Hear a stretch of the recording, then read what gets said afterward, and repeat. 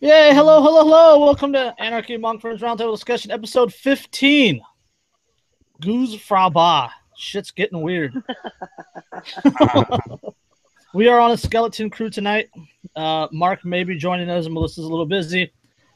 But as always, we are covered by the BIPCOT no government license, which allows for the reuse or redistribution of this podcast by anyone and everyone except for governments and the agents thereof.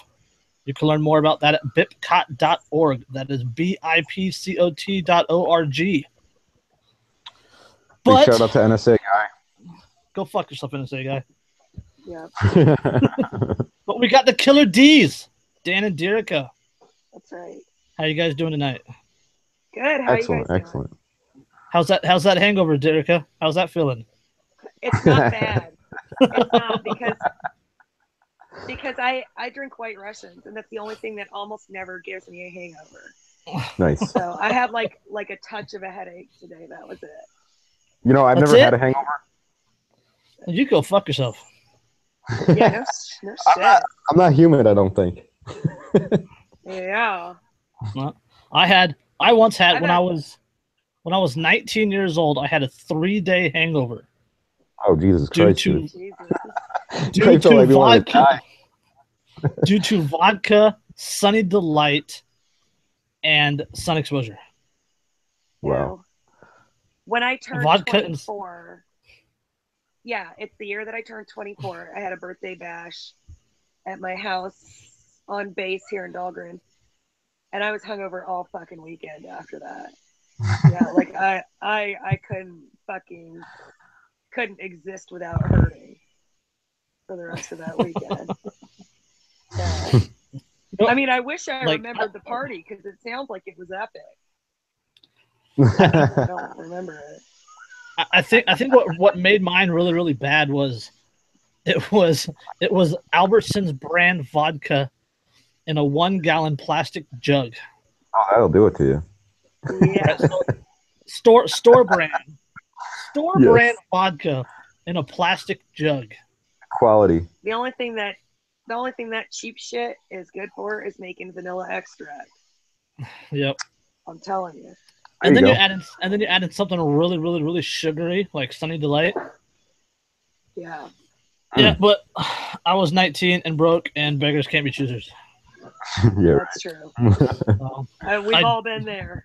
I did feel like I was going to die though, and I bet. one person actually did go to the hospital the next day, for a combination Dehydration. for dehydration and a sunburn. Yeah. Ow. Yeah, no. Ouch. It was That sucks. memories. I hope they die. I once drank a bottle of Crown Royal to my face and fucking woke up fine. suck, Dan. That's my killer story. That's because you're a commie. That's Commie- right. It might be. I have no idea. Commies redistribute. Well, you know, it is Commies, Canadian whiskey, so it was rather socialist. commies redistribute everything, even hangovers. Yeah. Quit rubbing your privilege in our faces, Dan. I'm sorry. Check your privilege. I wish I could pass my fucking gift on to you guys, but I don't know. Yeah. You should I keep wish that that shit. If you give someone else the ability to not have a hangover, you should put that shit up on eBay, For real, dude. right? And you get a check with a 1 and a bunch of zeros and some commas. You'd be all right. You'd be all right after that. I'll start charging people to I'll give them blood transfusions and shit. I know. You know what's Black funny? market. I know paramedics that hook themselves up to IVs before they start drinking, so they don't have hangovers the next day. They just Yep. stay. Oh, They yeah. just stay on an That's the IV way to do it. drip the whole time they're drinking. Yeah. And those guys Bastards. can It's like on the boat of fucking pole and shit. And those guys can drink. Oh, yeah. I know a bunch of paramedics. Mm-hmm. Oh, Well, So what we got in the roster for fucking news stories here? Well, since we're talking about drinking, I think we should just get on to the saddest link that I saved for the show. Fucking Washington, man. Washington is not a free market. Everett City Council. Very communist. Everett City Council passes barista dress code. No more bikinis. Fuck. Oh yeah. Yes, that's disturbing. The Everett City Council on Wednesday unanimously passed new restrictions on how much skin employees at a local bikini barista stands can bear. The ordinance requires that owners of so-called quick service food and beverage businesses ensure employees cover minimum body areas while on duty that include breasts, torso, and top 3 inches of legs below the buttocks. Under the ordinance, the 1950s? Under the ordinance, the city clerk's office will provide picture telegrams to help illustrate the new requirements. The move comes amid what city officials have called a proliferation of crimes occurring at local bikini barista stands. Previously, Everett officials used the city's lewd conduct ordinance to regulate conduct at the stands, but the ordinance provided, quote, little deterrent to bad behavior. Yes, so it's fucking ridiculous. What kind of crimes were being committed? Anybody else? Everett officials have struggled for years over how to regulate drive-through stands, which are often staffed by scantily clad women. They came under scrutiny in 2009 when several female employees of local coffee stands were, quote, arrested for indecent exposure. And oh my god! And everybody's favorite crime, prostitution. The baristas were accused of charging $80 for erotic shows where they were allowed customers to fondle or photograph them. Well, if it's voluntary and it's their own body, which they own, don't they have the right to do that? Yes. And here's a question. You know what I mean? Like, logically speaking, you know, not that you have to agree with prostitution or anything, but like from a, you know, just a logical standpoint, it's like if you own your own fucking body, you should be able to do what you want with it, regardless of morality. And here's another question: how is that any different than modeling? Yeah. No different than modeling. No different. Just as prostitution is no different than porn. Yeah. Exactly. No. But it's all societal perception. You know what I mean? No, it's subjective morality is what it is. Well, that too. It's subjective morality but, being you know forced what I mean? It's at the point of a gun, or at the threat of a finer at the point of a gun on the populace. Now, I will say, I've been a barista, and I wouldn't fucking do it in a bikini. Because there's like 180 degrees steam coming out of those fucking machines. yeah, there is. That's just me though. I mean, if they want to put their skin at risk, that's their fucking business. Yeah, for real. It's their goddamn skin. Imagine like spilling a fucking you know, like a cappuccino on you or something. Jesus Christ. Holy shit. Yeah.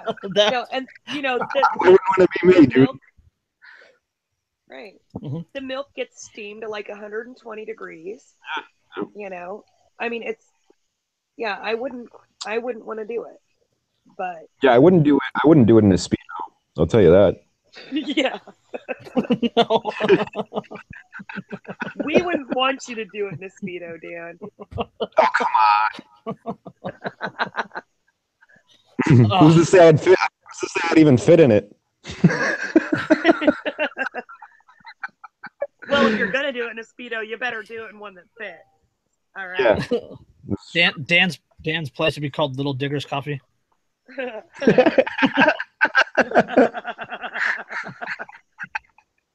could do it in one of those. You could do it in one of those Borat affairs. The thing that comes up and over the shoulders, the banana hammock. Yeah, like Yeah. Like the thumb banana hammock.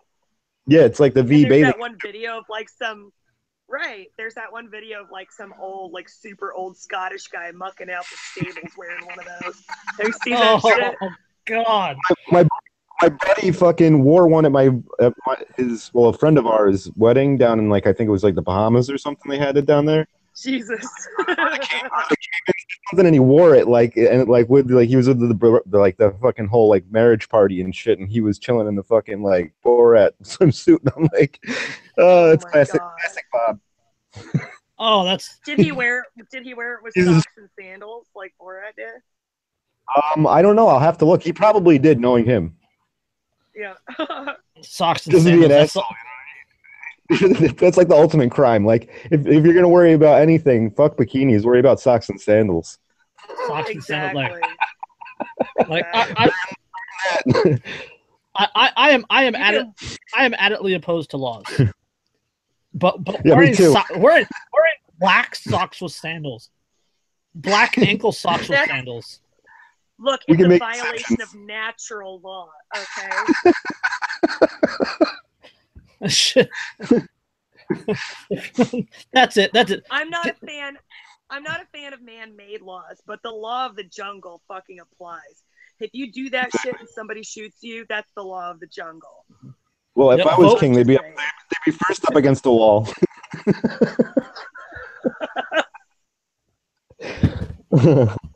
All the people that don't like pizza. Right. Vote harder, not harder. Executive That's Order right. 0001. If you get caught wearing black socks with sandals, you get deported to North Korea.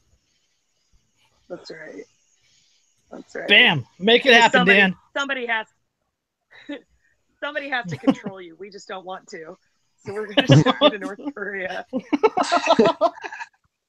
Supreme leader needs fucking hard workers. So. That's right. So yeah, back to this. Not to get off topic, but for 1 second, I just wanted to tell everybody out there: word of advice: don't worry about using the eclipse glasses tomorrow. Use your binoculars if you want the full effect. Yeah. Oh, come on! Like all we know, like all an eclipse is the moon getting jealous of the sun's attention and photobombing. Yeah, I saw that. That's what it is. It's perfect. But if you do have eclipse glasses, save them, and then you can look at the flash from the nuclear weapons. You know, I was wearing my. That's not even. Go ahead, Dan. No, I was gonna say I was wearing my NASA T-shirt, and I was gonna wear it like tonight just to piss off the flat earthers. I was just gonna say the eclipse is just CGI. Everyone Exactly, dude. knows that. Oh, of Everyone course, knows that. of course, you know. It's just like it's like one of those like movie set lighting deals, but a like really big one that NASA put up there in the sky. Oh, it's against the dome, right? Isn't that what it is? It's a big dome. Yeah. Yeah. We're like the Simpsons. And the ice wall's keeping all the water in. That's right. Oh, of course, yeah. And the dome keeps, and listen to this shit, the dome keeps the waters above out. Wait, so now we're Atlantis? Something like that. I don't fucking know.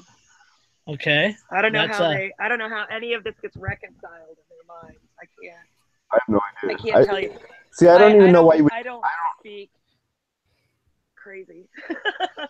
Like, I don't know. Like, I don't even know why you would delve down that rabbit hole just because of the fact that it's like there's so much shit you can't prove. You know what I mean? It's like, and even if you could prove it, what the fuck does it matter? Because it's not like you're gonna like fix anything by doing that. It's just kind of like a diversion tactic, really. They have proof because they have shittily made memes. Yeah.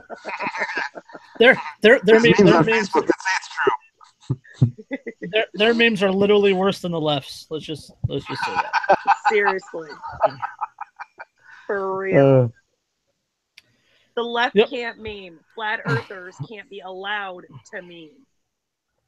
Yeah. Flat earthers are dumb.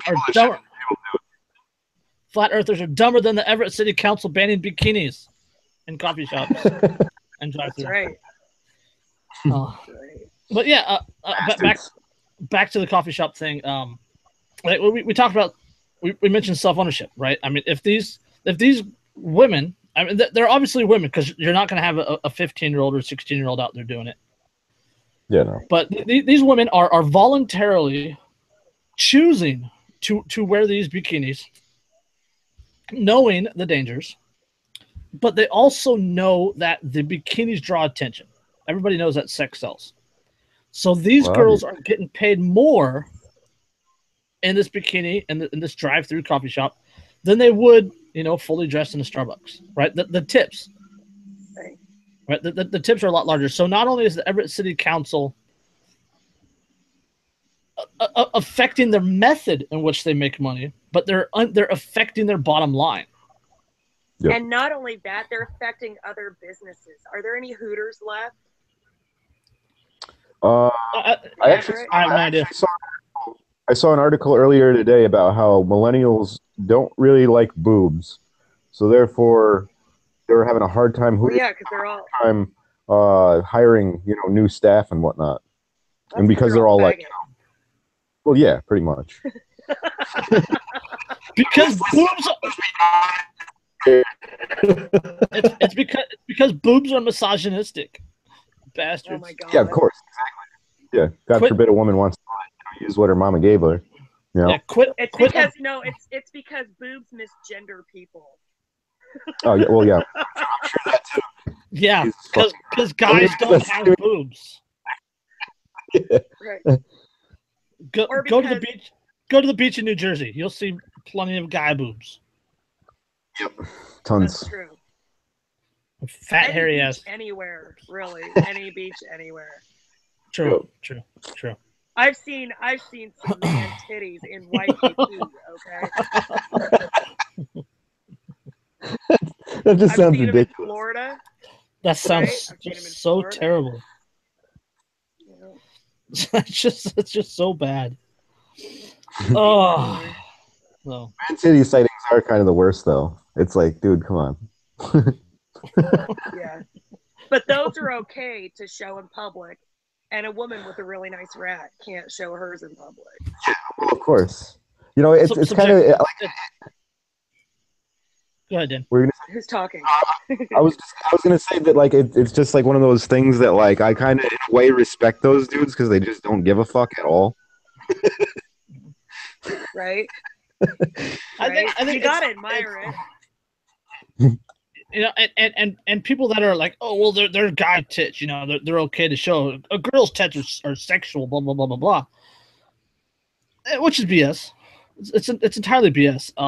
And it's entire subjective morality. It goes back to I compare it to vegan, right? If you're vegan and you have a moral objection to eating meat, banning people from eating meat is the same as banning a woman from showing her breast. Yeah, you can't push your preferences on other people. No, that's the complete opposite of freedom. And here's the thing: the male breast and the female breast are actually structurally no different. They all contain the same organs. Men's just don't get used because there's no hormonal development of them. Mm-hmm. Now, a man can be hormonally treated to nurse a baby. They have to have artificial hormones and stuff. But the function or the structure is basically the same. Yeah, There's zero reason to think that they're so fucking different. Well, it's same thing with the female and male genitalia. It's just ours is on the outside and yours guys is on the inside. Right. Right. A man's breast is just an underdeveloped version of a woman's breast. Yeah. It's the same damn thing. Mm-hmm. There's still only two genders, and I don't give a fuck what anybody says. Bernie Sanders. Listen. I will say that there's three. There's male and there's female, and then there's people who are legitimately born with both or neither or some combination thereof of both genitalia. You know what I Yeah, mean? but that's different. That's like actually a physical really feature rare. that, like it's a definitive kind of thing. You know what I mean? Right. It's It's not measurable, like scientifically measurable. yeah, exactly. And it's not like, oh well, I decide that I'm this. You know what I mean? It's not like Yeah, and it doesn't depend on on your whim that day. yeah. Oh, you mean I can't self-identify as a Harley Davidson? You're right. You can't. Like Shit, you can if you want. I don't care if you do or not. Just don't fucking force me to call you Brent. yeah, Instead of exactly. him. What up, Sportster? Yep.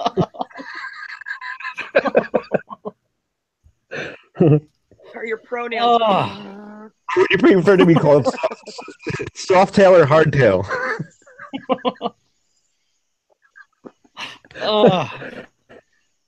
As long as nobody, Rear Admiral Dan strikes again. yeah. As long as nobody climbs on my back and tries to kickstart me, we're good. What's the Then we got a point? problem. What is the point of identifying as a Harley Davidson if nobody's going to jump on your back and try to kickstart you? You got a point I don't know. It was just something I pulled out of thin air. God.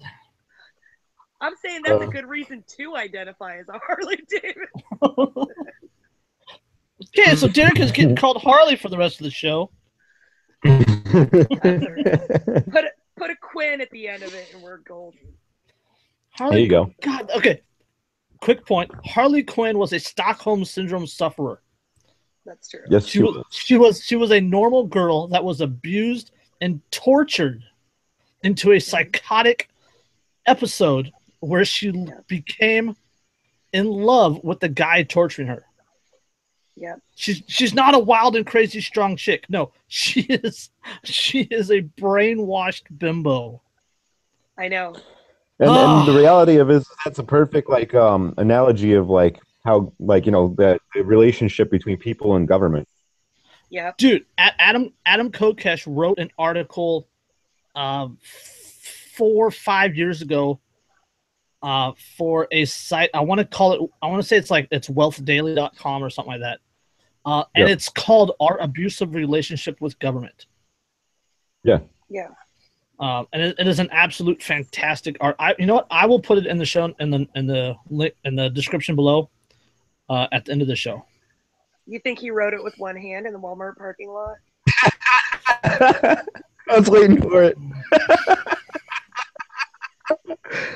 Yo, Paul Gordon made it into an adjective.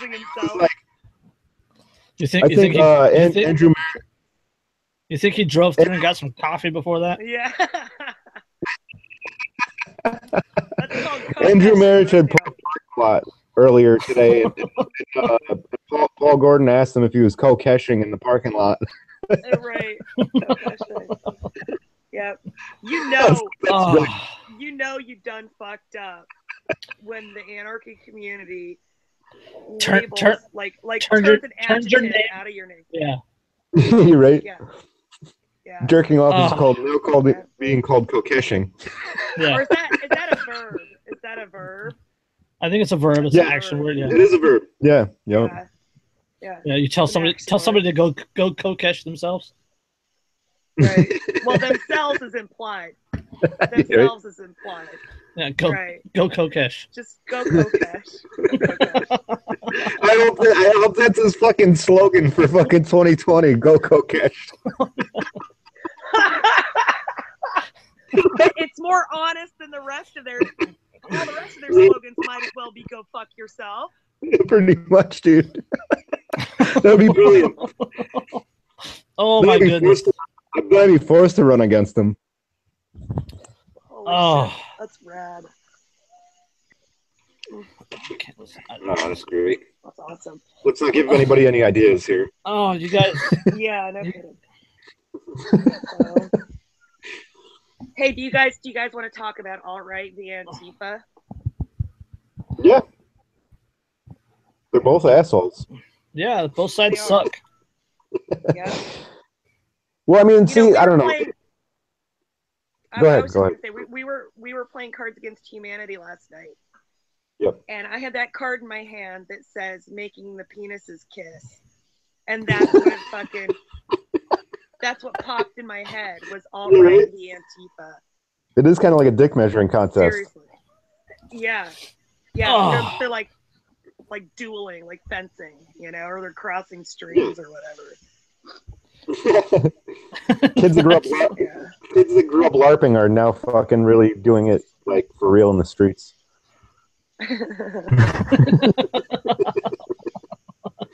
What? You know what I mean? Okay. Now, we might have different nomenclature for it where I come from. What is LARPing? I've never known what that meant. It's live action role playing. Oh, yeah, okay. Yeah, no, people did that in the park behind my parents' house all the time, but they called it field guard. Yeah, it's like when you play fight and shit. Yeah. Right. It's like all the Dungeons and Dragons geeks out there trying to pretend it's their real life. Yeah, that's exactly what it is. LARPing is. Yep. Yeah. Okay. Gotcha. All right. I just never bothered to look that one up. I think there was a movie like based around that with the dude that played the fucking dude from American Pie there. Yeah, where he plays it's like a Big Brother program. Big Brother program. Yeah. And one of the kids is like, and one of the kids is into it. That's a pretty funny movie. What is that? What? I know the movie you're talking about. I just can't think of the title of it. I think it was called Role Models. Yeah, it was Sean William Scott's in it. Yeah, that dude. Yep. Yeah, okay. And the kid that played what's his name on fucking oh god, McLovin. McLovin. Oh yeah, I don't know that kid's name. Yeah, I don't know either. No. It doesn't matter. He'll forever be McLovin. Exactly, dude. It doesn't matter. So much pop culture trivia, so little time for Googling. Oh yeah, right. So back to the alt-right and Antifa thing. I think it's kind of weird how like after like it was kind of popularized. The alt-right tag was kind of popularized when Hillary made that like speech during the presidential campaign about like how she was badmouthing the alt-right and whatnot, and it was like that was kind of the first time I had ever really heard it, other than like kind of in the underground. But I think it's like kind of like in a sense, it's kind of like an umbrella tag to like just throw a whole bunch of people underneath it that aren't exactly Republicans. Like the word bigot. They use it the same way they use the word bigot. Yeah, it's a catch-all for whoever they don't fucking like. Pretty much anybody that's like opposed to their liberal agenda. And I'm not all right by any sense of the imagination. I'm for free speech, like even if like I don't agree with you.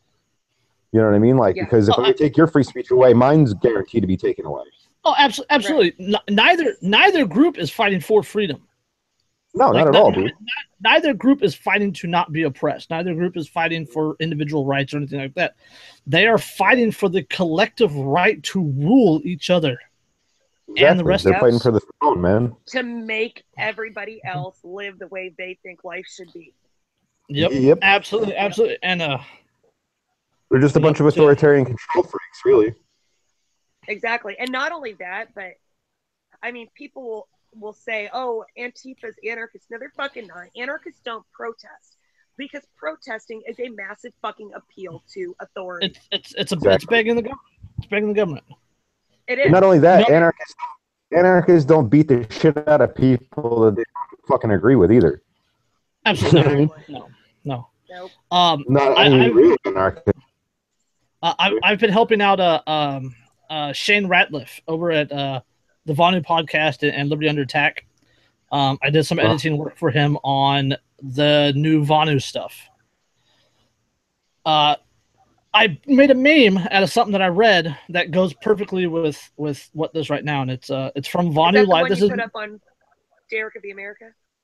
Yeah, it's from March 1973, right? So this is 44 years ago, and it says movements bring out the worst in people. Mm-hmm. Eric Hoffer, in his book The True Believer, hypothesized that movements attract incompetent neurotics who are trying to escape from their unwanted selves. More importantly, I think movements turn complete people into incompetents by encouraging them to neglect their own affairs, to compensate for inadequacies that they see that they seek power over others. Not surprisingly, movements have a dismal record.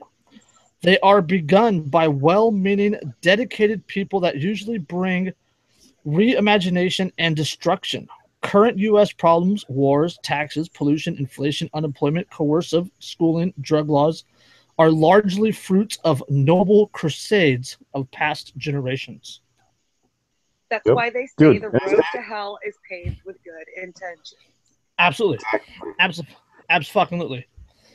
I'd like to say that book by Eric Hoffer is the fucking must read because I got that for my birthday from my buddy Matt.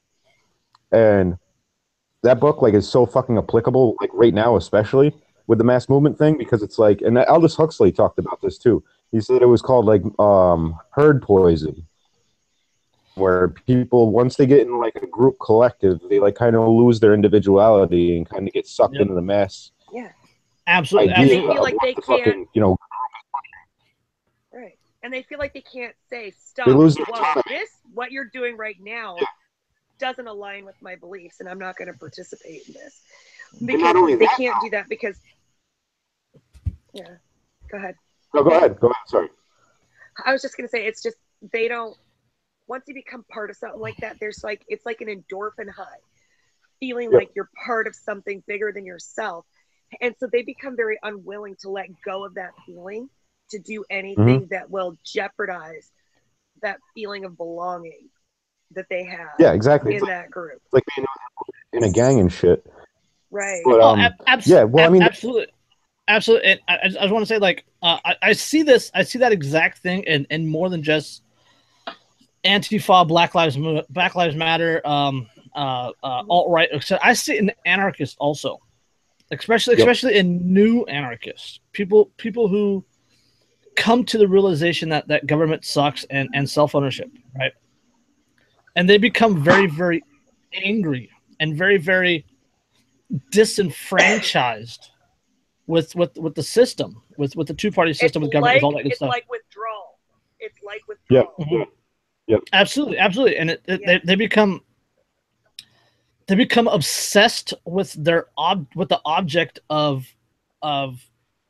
whatever they're against, whatever they hate, and they become very, very hate driven. Like that's where a lot of brutalists are. A lot of brutalists in the anarchy movement. Some of those, don't we?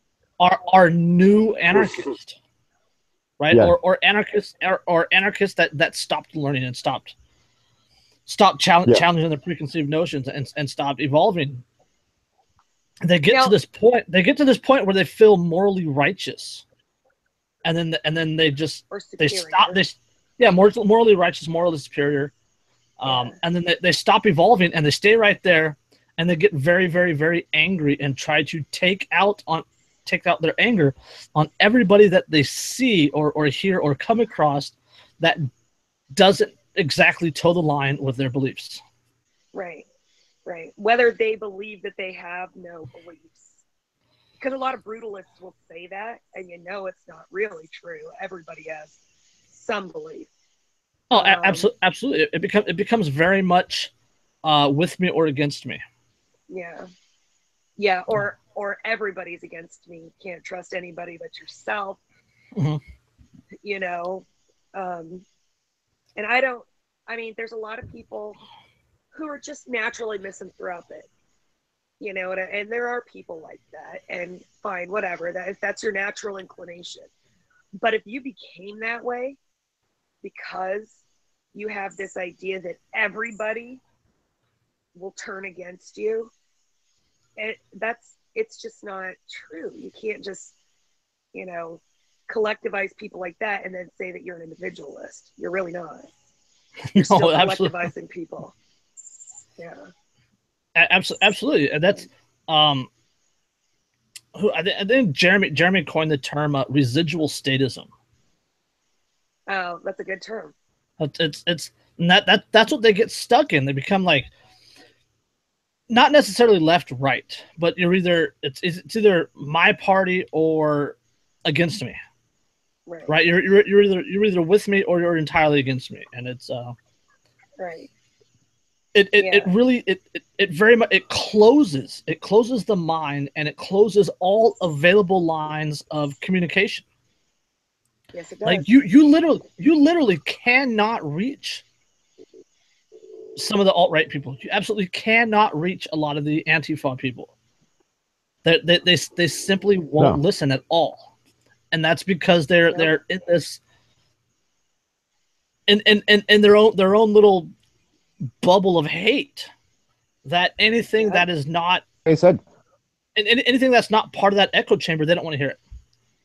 Right. Yep, and that goes along with Huxley talked about with the herd poison thing. Like, you know, it mentally like infects everybody within that fucking group. And he said that like when you become part of that collective, you feel like you can neglect your responsibilities as an individual, right? So if you're within that group and you're like in a protest, you feel comfortable throwing a Molotov cocktail from within that crowd because you don't feel any fucking responsibility for your actions. You know what I mean? You're faceless. You're anonymous in that crowd. That's what I mean. Yeah. And you know, people will say a few bad apples, and then they neglect to verbalize the rest of that saying. A few bad apples spoil the whole bunch. Yes, yeah. That's I mean, the thing. That's the whole thing. You can't it's like the same thing part with police. off. Right. Exactly. If you're sticking up for the bad apples because they're part of the group, then you're a bad apple too, whether you want to admit it or not. And the group sticks up for the individual elements of the group. That's why the group fucking exists to begin with. Exactly. And you know what's funny with the whole, like with police especially, is like if you're one of the good guys, so to speak, and you actually speak out against corruption and shit, they'll fucking you lose your job. You're not a cop anymore. Yeah. Exactly. So it's like it's almost like that they intimidate you into a fucking position of silence. Right. Yep. Right. And then the fucked up part about that is the ones who speak up, they lose their jobs. So they are distilling their workforce down into the worst fucking elements that ever came through it, because those are the ones they don't get rid of. They get rid of the whistleblowers. Yeah. They get rid of the good ones, the ones that believe in right and wrong and know when what the cops are doing is wrong and say something. They get rid of the ones that actually have honor. I posted an article earlier today on Wolf on the Sheep's World. Sorry, Dan, go ahead. No, I was going to say they use the old like colander method where they strain out the good ones and leave the fucking bad ones. Yep. Yeah, I posted an article today on the Wolf and the Sheep's World from the Gilroy Police Department. Gilroy is only an hour and a half or so south of me. About this woman who blew the whistle on these cops exposing themselves at parties and doing drugs and having sexual relationships with the young, I think it's a Pathfinder program, I think is what it's called. It's basically it's like kids that want to be cops, but these cops were having sexual relationships with these kids. Oh shit! And she blew the whistle. Like, if it's a grown-up party and you're exposing yourself and doing drugs, more power to you. I don't give a fuck. Yeah, but once you start talking about them fucking with kids, she blew the whistle. And then got harassed, and eventually fired 3 months shy of 25 years on the force. Jesus. Damn. Yeah. So. That's fucking crazy. Well, probably like, oh, well, because she was trying pay her to pension, actually, you know? Right? Yeah, she was actually trying to change things. She was actually trying to protect and serve. She actually was trying to protect and serve the public. And she got fired from the job where she's supposed to protect and serve the public. Process that one, America. Yeah. The whole thing, yeah, exactly. And the whole thing with that is like, who do they really protect and serve? You know what I mean? They don't protect and serve us, because I asked that question the other people get fucking paranoid when they see cops, you know what I mean? When they're sworn to protect us. They're not sworn to protect us. They're sworn to protect the people that fucking try to own us. I mean, the slave masters. They're the dogs of the slave masters, you know what I mean? Yeah. So it's just lip service. Protect and serve is just lip service. It's another fucking lie. So yeah, going back to going back to the bad apple thing, I have an article here from the OC Weekly. OC is Orange County, is in Orange County, California. That a planned protest by the alt-right and 3%ers was canceled only after Antifa found out that they were going to have the event and was organizing a counter protest to attack the alt-right and 3%ers holding this protest. Yeah. What was their protest, you ask? That's terrorism. What was their plan to protest? What did they have what was their plan? This was scheduled for yesterday. It was canceled a few days ago, but it was scheduled for yesterday. A fucking book burning. For real? For freaking real. They had planned a book burning event. And it was and alt-right members, alt-right and 3%ers. Really? Yes. Wow. And it was only canceled after the organizers claimed that leftists wanted to attack them. And this was like this was supposed to take place. Manifesto, dude. Like, I don't agree with burning the Communist Manifesto, because it's like you should probably read that even if you're opposed to it, just so you understand the other side. Well, of course, Nazis only burned books they disagreed with. Right. Yeah, exactly. Right? The communists only burned books that they disagreed with. Lenin only burned books that he disagreed with. Right? Like, but Yep. Can I say? I want to say that. But okay, if we're talking a hypothetically free market society, burn whatever books you want if they're your own fucking property. I don't give a fuck. Absolutely. I agree. I agree completely with that. Property. I agree completely. I don't As have long as anything. you paid for it and it's your property, do with it as you will. I honestly don't have anything against people burning their own books. Go ahead. Right? Yeah, exactly. The fact that it was a planned event between the so-called alt-right and the members of the 3%ers would be about freedom and all this good stuff. Yeah, that's weird. It was an actual organized book burning. And granted, I will mention that they only wanted to burn books that they disagreed with, right? Communist Manifesto, the Quran. They list a few other books that they wanted to burn. But like the timing of this and the symbol in which it creates, it angered me is what I'm getting at. It angered me. Oh no, I don't like to see people burn books. I fucking hate that shit. I love books, even books I disagree with. Like Dan said, I'll still read them because no knowledge is wasted. Even if it's just a knowledge of how other people see things, it's still not wasted knowledge. You know what I mean? Exactly. It's still valuable to understand. Always read the other side. You know what I mean? Yeah. Yeah, because nobody learns in echo chamber. Exactly. But I'll even read this. This is from the event site and all that good stuff. It says, quote, "Time for the American people to purge their homes, state, and country of degenerate literature. This includes literature of Marxism, communism, Bolshevism, literature with liberal democratic tendencies, attitudes, and writings supporting the declining Western culture. Books on sexuality and sexual education, which serves to indoctrinate the life of degeneracy such as Cosmo and Teen Vogue, will be brought to the fire as well. We will also burn the Quran, publications such as Karl Marx and more. We must create a future without degeneracy for our children." Who defines degeneracy? Exactly. I mean, what? Yeah. Like, who's the authority that defines what's degenerate and what's? I will stand right here and say that what they wrote, the fact that they wanted to have a book burning in the first place, is degenerative behavior. Yes, I would agree with that. Really? From my own perspective. Well, check this out. I mean, like you were saying, like in a free market, you know, people should be allowed to do whatever they want with their own property. When you start forming a collective and trying to push an ideal onto the rest of, like, you know, society that, like, you know, this is the way that we're going to operate, then you start fucking up.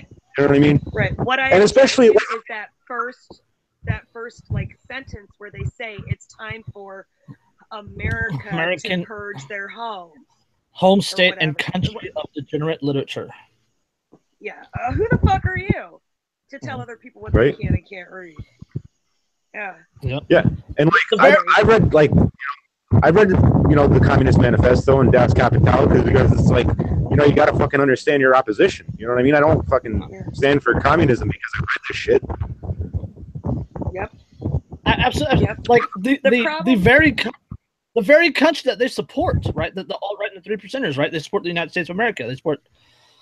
They support Trump and the federal government and all that good stuff. Is a fucking socialist government. Yeah, right? Absolutely. Did you guys see the meme on our page? Have some logical and moral consistency here. Right. Oh, dude, they lack that completely, though. And you know what the funny thing is like, I'd like to put this question out to all the 3%ers out there if they're watching, any of them. Did the founding fathers ever burn any fucking books? I don't know. Yeah. They sure killed a lot of people, though. Yeah, but I highly doubt that they didn't agree with. Oh, I'd kill authority too if I would be put in a fucking cage. You know what I mean? Right. I was referencing the Native Americans, but yeah. The thing about I hear you. The thing of this whole thing is that kills me is that says so much more about them than it says about anyone else, because what they're essentially demonstrating is that they are too weak-minded to take in new information without being swayed by it, without agreeing with it. Yeah. They can't expose themselves to anything that challenges them because they're afraid that they'll be swayed by it. Instead of being able to think for themselves. Yeah. It's I don't remember who the quote's from, but it goes it's the mark of an educated mind to be able to entertain an idea without accepting it. It was Plato. Yes. Was it Plato? I think it was. Yeah. I think you're right. Yeah. Well. And the whole thing is like in a free market. Yeah. 2 points for Dan. Well, like in a free market of ideas, though, it's like whatever the best idea is wins out. You know what I mean? So it's like have a strong argument. Don't fucking try and ban shit. Yeah, absolutely. You know, if their argument, if this alt-right mentality was the best for the country as a whole, well, people would adopt it, right? Good ideas don't require force. Exactly. They'll voluntarily accept it. Mm-hmm. And here's the thing. There is no idea that is best for the country as a whole, because the country as a whole is made up of 330 million individuals. Yeah. You cannot have any one single idea other than that all human interaction should be voluntary. I'm just saying. But you can't have any one single idea that's good for everybody. No, but for everybody. That's what these people are fighting for, is for the right to push their ideology on everyone else. I know. And not just 330 million of us should be carbon copies of each other. That goes back to these people. Not just on the 335 million in the United States, but they're also anti-Muslim. Yeah. All right, and there's another billion people that they want to eliminate from the earth. At least a billion. Yeah. Now, the funny thing is that these are the same people that push for, we should go back to the Constitution, which was a fucking, document that centralized authority over the whole entire fucking United States, instead of allowing autonomy, either amongst the states or amongst individuals. You know what I mean? Because under the Articles of Confederation, the states had autonomy. That's what I mean. Yeah. And it was like it was a progressive centralization of authority from the Constitution to the Civil War. The Civil War centralized authority even more than the Constitution did because of the War Powers Act and shit. Yep. So it's like post Civil War. People don't even get history. So No, they don't. They absolutely don't, and they completely Yeah, we're still ignore dealing with military courts in the United States. Yeah. Yeah, Like after the Civil War, we're dealing with military courts because you see the gold fringe on the flag when you walk into the fucking courtroom. Because they're maritime courts. Exactly. Yeah. People don't even know about that shit. Yep, and then the flip. Well, the flip. you know what kills me is that people who've been in the Navy don't even know about that shit. Are you fucking exactly. kidding me? How do you not know? Did you pay attention to nothing? Yeah, and let's jump over to the other side for a second, right? We talk about the alt-right, let's talk about the left, the Antifa and whatnot. Like they're supposed to be like anti-fascist, right? Anti-slavery, right? That's what all these statue taking down things are about. And they are the most fascist motherfuckers you've ever seen. I'll get to that, but they're supposed to be like anti-racist, right? Like anti-slavery, right? You know, stop the KKK, blah blah blah blah blah. Well, the Confederate flag flew over the Confederacy for 4 years. Something right? Like that. Yeah. The American flag flew over slavery like 100 years before that. 1776 until like 1865. Yeah, exactly. Yeah, 90 years. Yeah. Yeah, 90 years. 90 years the American flag flew over slavery. But they're anti-Confederate flag because it flew over it for 4 years. You know what? It's funny because people like that's another thing where people don't understand a goddamn thing about history because Lincoln was a fucking tyrant, right? And he tried to centralize. And Lincoln was a Republican. Yeah, and he said that he didn't want to dissolve slavery. He just used it as a fucking tool to, you know, go to war with the South. And the war really had absolutely nothing to do with slavery. It had to do with abolishing states' rights. Oh, and let's not forget that the Emancipation Proclamation in 1861 only freed the slaves in the southern states. The North still had slavery until the end of the Civil War, until the passage of the amendment. Yeah, and let's not forget about like the carpetbagging down south and they like raped fucking southern women and everything. Like, you know, it was pretty crazy shit after the Civil War, dude, and during the Civil War. But can I make a point about the American flag though? Yeah, absolutely. It reigned over slavery from 1776 until when was the Civil War? 1768 or 1868, something like that. And something like that. Yeah. Sometime in the 1860s. 1865, really I think.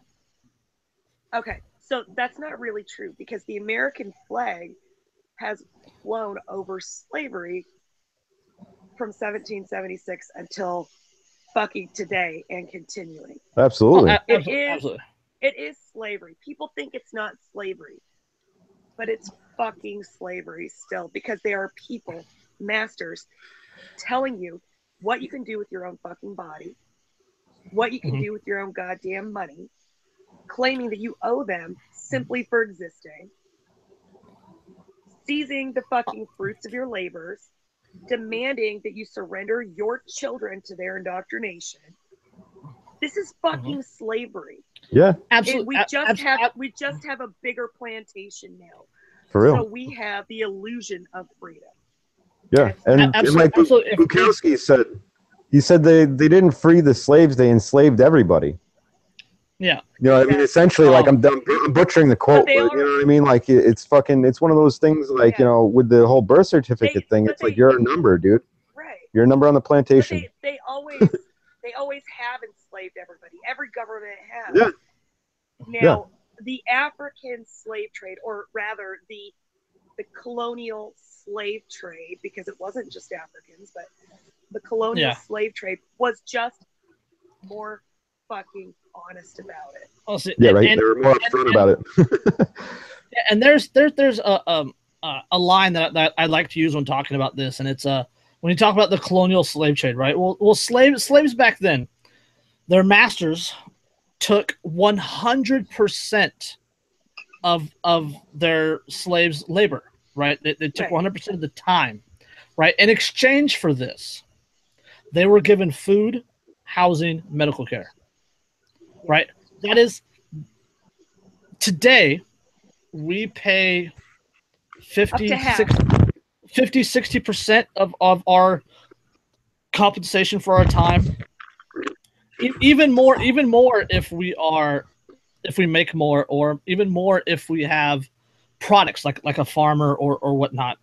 And in depending exchange, on where you live. Yeah, and in exchange for that, we supposedly get roads and libraries and hospitals. And some people still get food, housing, and medical care.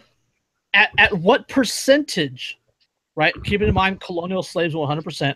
At what percentage is it no longer slavery? Right. It's somewhere between 60 and 100%. What's the number? Give me the number. Yeah. If you don't consider I'll stand slavery, right? If you don't, and if you really want slavery, if you really want to tear down a monument to slavery, tear down the fucking IRS. That's right. The Federal Reserve. Well, that too, yeah, absolutely. Well, I mean, the IRS is the front man for the Federal Reserve. Yeah. It's the enforcement arm of the Federal Reserve. Exactly. You really want to end slavery? Hunt down Sal Inska, George Soros, the Rockefellers, the Rothschilds, and put those motherfuckers in the grave. Yep. Hang them from lampposts. Yep. That's what they deserve, honestly. Because, you see shit listen to this carefully, America. These are the people that are actually fucking still enslaving you to this day. Yeah, not your neighbor. These are the names. Yep. Yep. I'm telling you, hey, Mark. Oh, shit. What's up, Marky Mark? Oh, shit. What up? What up, brother? I made it. Better late than never, right? Absolutely. We're rolling right along here. We're talking about Antifa and the alt-right, if you want to jump in. And slavery. Excellent. And slavery, yeah. Slavery. All we're talking about is how our entire existence is a fucking lie, and we're all slaves to global bankers. So, essentially, yeah. Absolutely. Nothing major. Sounds about right. Yeah. Nobody that you elect, assuming votes matter. Nobody that you elect can give you freedom. No. Nope. Right? No government program, no government official, no law, no constitutional amendment can give you freedom. You are born with every freedom imaginable. Yep. And yet people wave a flag of their oppressor and thank it for the freedoms that they have. Yep. And what they don't realize is they're not. Strangely enough, they thank the troops. Right. because take other people's away. My freedom is totally hiding in Syria, and it has to be defended, and it has to be defended by an oil pipeline. I heard in a cave in Afghanistan. The Roundchild stole mine, so they need to drone bomb the fuck out of them. I think Dan. It's either or Venezuela. I don't know. I think I saw your freedom under that $1 trillion mineral deposit in North Korea. Yeah, either that or in the opium fields. Yeah, I was going to say mine's being used to water the opium fields. Yeah, it's fucking crazy because if you look at like you go back to that speech by Wesley Clark about how he said that we were going to take out seven different countries in 5 years after 9/11, right? And they were all tied to countries that did not have Rothschild central banks in them. Yes. And the countries that were left off the list were countries like North Korea, Cuba, and I think Venezuela were the three countries that they didn't talk about. Yeah, it used to be Venezuela. Yeah. Yeah, and those countries, I mean, it's kind of weird that they don't have a central bank, and then all of a sudden, we want to invade them. And who are we really working for, America? I thought Iran was the last holdout on not having a central bank. They are one of the last ones. There's one or two others still. But I don't think so anymore. It's like Iran, North Korea, Cuba, and I think Venezuela are the last four, probably. There was an old East Bloc country that actually kicked the IMF bank out. Oh shit! Yeah, good for them. I want to say it was. I don't know. Now let's be clear: we're not saying that these countries are paragons of freedom. Not even fucking close. No, not at all. Not at all. We are merely pointing out what the true objective of U.S. military action usually is, whether anybody involved in it actually knows it or not. Yeah. And Hungry, Dan. They're the strong arm of the fucking bankers. Yeah, Dan. And they don't give half hungry. a fuck if people are oppressed. They don't give a fuck about human rights. They don't give a fuck about conflicts, internal or external. They don't care. All they care about is exerting control. That's it. Yep. I was now, Jason, hungry, what were you saying? but I had some sausages and some grilled corn. I was gonna say it was 2013. Yeah. 2013, Hungary kicked out the IMF bank. nice. Yeah, and they're one of the only countries that like actually sealed their borders from like the migrant, Those aren't migrants. Yeah. Oh, Dan, over the wall with you, buddy. Over the wall. You're out of Afghanistan. By trebuchet. I give a fuck. I'm an individualist. I'll do my. Yeah, but wouldn't it be cool? Camp. Wouldn't a trebuchet ride be cool? I don't want to be part of a collective. I don't want to, like Groucho Marx said, he's part of any group that wants me. Exactly. What he said? And I wouldn't join him. I wouldn't join him if they asked or something like that. Yeah. Yeah. I always love this joke. They're so like, I don't know. They make you think, but they're like so simple. All right. How about? Well, there's a good bit. Yeah, go ahead. It wasn't. I can't remember it. Okay. How about onto a good story, you guys? Yeah. Yeah. How about a good one? How a regular guy made goodness out of something bad. Oh yeah. Excellent. This actually comes from Palmer, Alaska, and is in regards to a guy that we all know. This is about Ryan Butcher. You guys know Ryan. You guys know Ryan Butcher, right? The meme guy works. He does Annie Media. Fuck. Yeah. Sorry.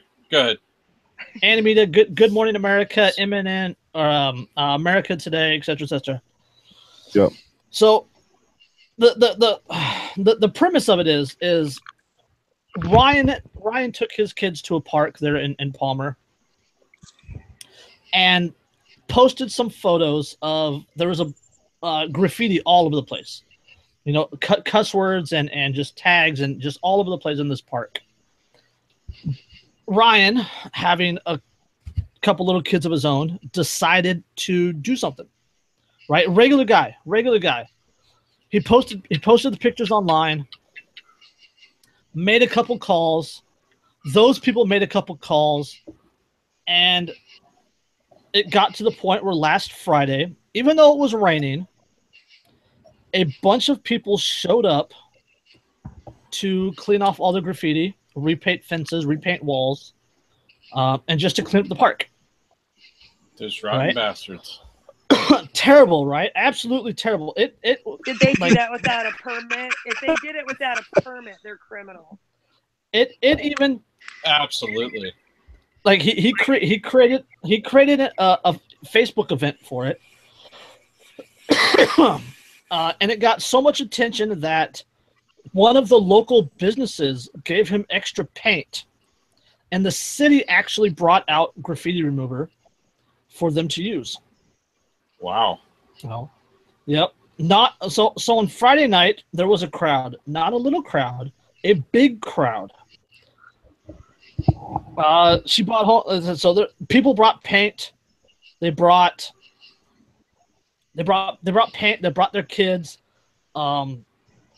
It said, despite falling rain, many folks turned out to help Ryan.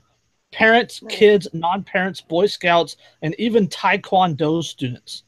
Councilman Richard Best was there with his arm in a sling, but still helping out. Nice. Little kids armed with small rollers and paint attacked the low scribbles. Adults handled the graffiti cleaner and repainted the tall structures. Everything received bright, opaque colors that showed to cover up the violent and weird messages. The Pioneer Motel Nice. The Pioneer Motel sent over a stack of burgers. Others brought chips. Drinks Awesome. arrived. And it became a pretty nice barbecue under the pavilion. Awesome. So, yes. That's terrible. How dare Well, they? You know, I'm impressed that the city sent out a graffiti remover. I'm impressed right. that the city just went along with it and took advantage to, you know, of the momentum of the situation, to help right? do something good instead of fucking Yep. slapping them with fines for not having a permit to assemble Yeah. and for, you know, blah blah blah blah blah. Well, let me I'm say impressed this that the about city did that that. sort of situation. It's just my take on it. There's,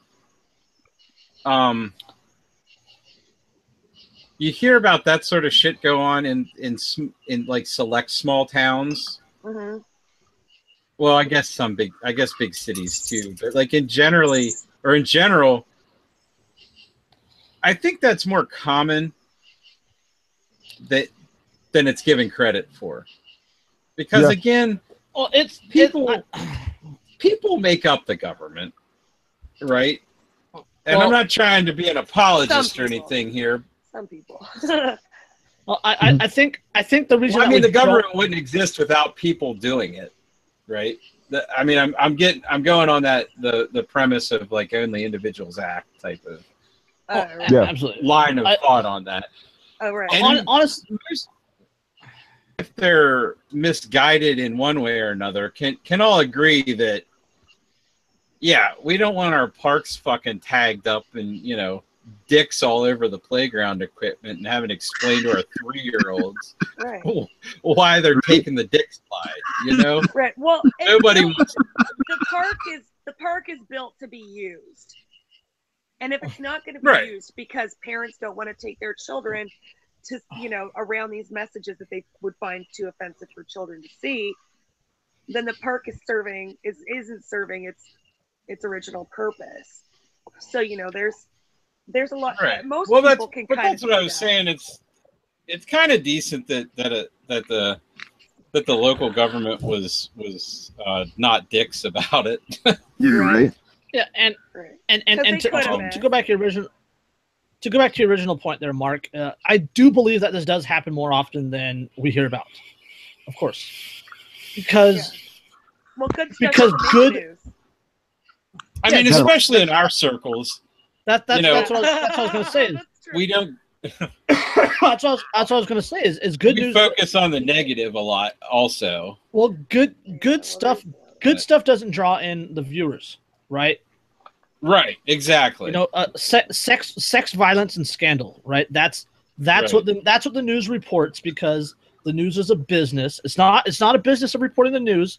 They are a business of pleasing the stockholders and making money, right? It is a for-profit business. So And the look, more media companies Right. know this. Look at popular shows like Game of Thrones. Sex, violence, and scandals, that is all Game of Thrones is. yeah, Yeah. the Because more it fucking sells. the It's more you can riveting to people. Still have not seen it.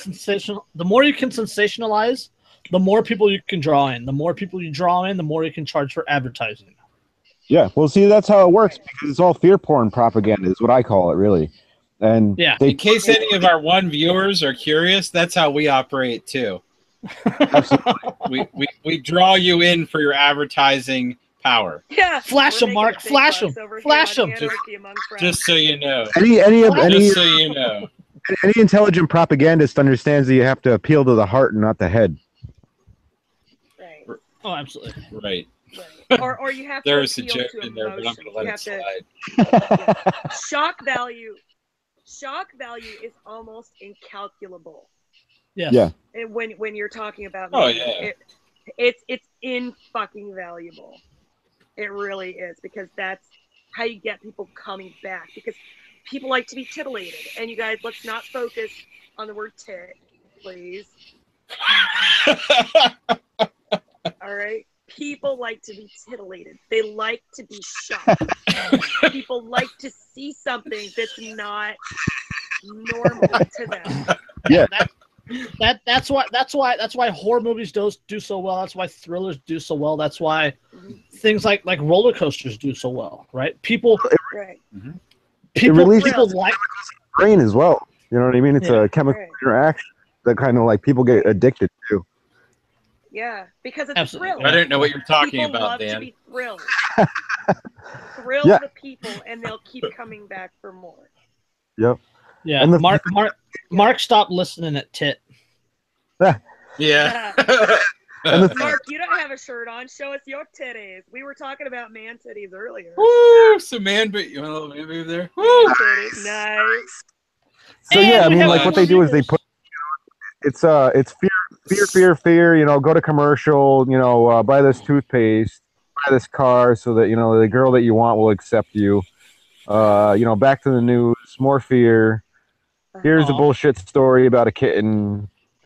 Yeah, fluff pieces, you know. feel good fluff pieces, so you don't just they throw in the fluff pieces so that you don't fucking enter like an existential crisis and hang yourself in your fucking basement. Just to break it up a little bit. Right. Iraq, riots, war, North Korea, nuke, kitties. Oh my god, it's that news is so wonderful. That makes it all dude, the one funniest piece I think I ever saw like was on CNN, and they were like talking about how Sun chips were the most noisy bag of chips on the market, and I'm like, are you fucking serious? This is a news piece. This is news. What the fuck?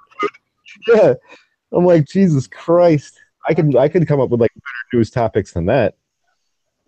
Dude, you know what I mean, you want somebody to lie? All know. Fuck. You guys remember the commercials? You guys still remember the commercials? I know you do. Where the Doritos are the party chips because you can crunch on them, and then you don't have to hear what that boring douchebag across from you is saying. You remember that? Yeah. You remember those commercials? This is programming. This is still stuck in my head so many years later. Just wait. Because Just wait. They're good at what they do. It's coming on the fall here pretty soon, and you guys are going to see lots of commercials about pumpkin spice flavored everything. Gag me with a fucking. Look, I'm a white girl, and I'm not going to hate on UGG. But I will hate on pumpkin spice all goddamn day long. I'm only half basic, you guys. I'm only half basic. I will say that there's this one beer that I do love, though. It's called Warlock Pumpkin Stout, and they fucking serve it in a pint glass with sugar and cinnamon on the fucking rim, dude, and it tastes like a goddamn pumpkin pie, and it gets you fucking wasted. It's like 9-point-something%. It's amazing. I like high alcohol volume stouts. Mark, I don't like pumpkin pie. Is that heresy as a white person? I don't like pumpkin pie. Mark wears pumpkin spice deodorant. Oh, nice. You know what I mean? That's how. That's how. And in case anybody's curious, I am wearing pants tonight, so you guys are welcome for that. That's the first. Yeah. He's being decent.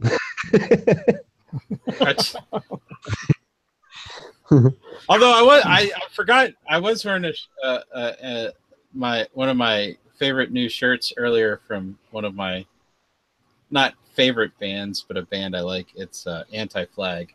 Nice. They have a Smash the Alt-Right shirt. I'm gonna go get it so you guys can see it. Nice. Pretty cool. I got a lot of compliments on it today. I'll be right back. You know what? Make me a Smash Collectivism shirt, and I will wear that shit. I will fucking wear that. Yeah. Yeah, I'm just against the. I don't give a fuck who you are. Like, you know, yeah. What I mean? Like, don't collectivize me, bro. Yeah. Don't collectivize me, bro. Anarchy Among Friends Roundtable Discussion, episode 16. Don't collectivize me, bro. Hell yeah.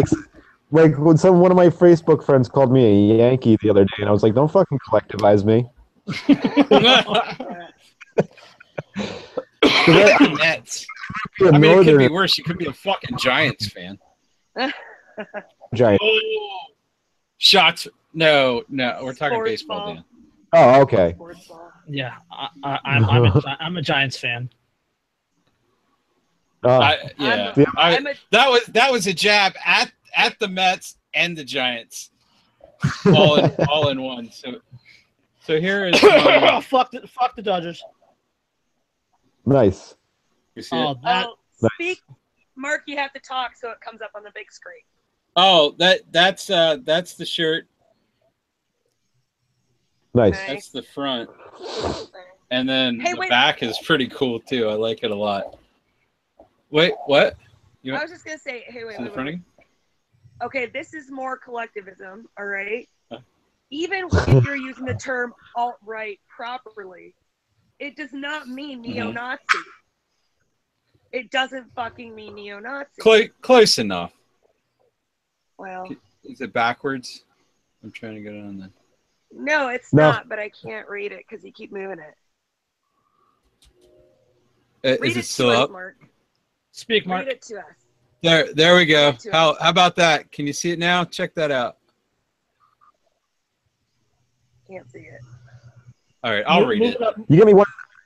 You get me one with it's smashing both the swastika and the hammer and sickle. I'll wear it. Hell yeah. Yeah. Well, I just like this band. I like the band. It's alt-right, a title used by white power nationalist Nazi assholes in an attempt to hide their fascist ideologies and agenda. Members of the alt-right should fuck off. Okay. You know what's funny though? I know you guys are Cantwell lovers. Yeah. Don't even get it.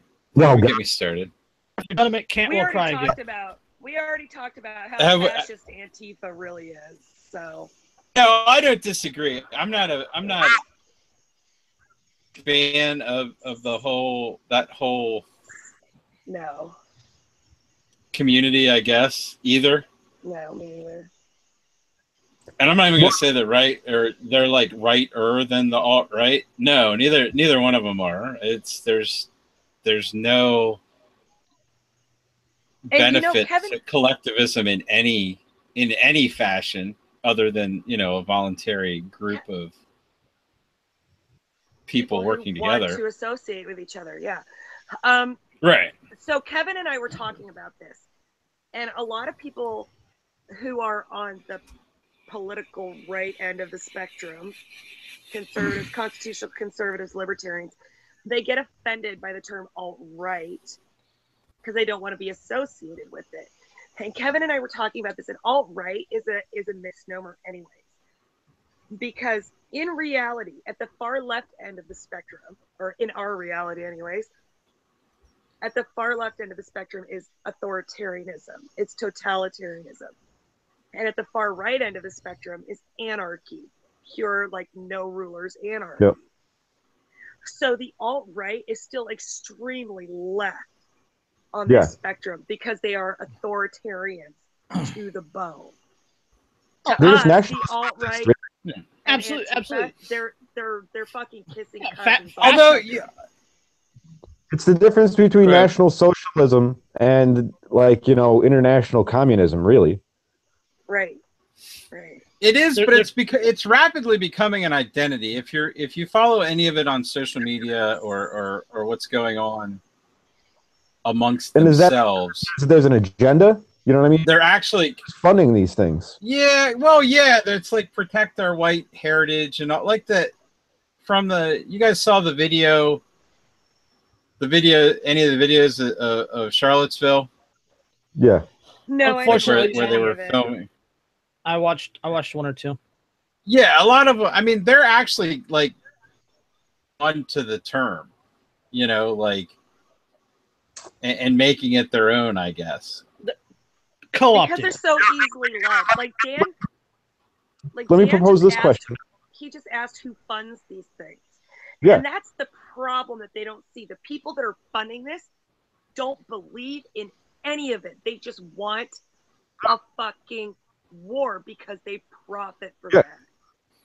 Well, yeah, that's like everybody. Everybody jumps on the hugs on the Koch brothers nuts in the more statist libertarian circles. But those fuckers, they don't give a shit. They don't give a shit about any of the causes that they back. They're just getting supporters because they know how to pay lip service to it.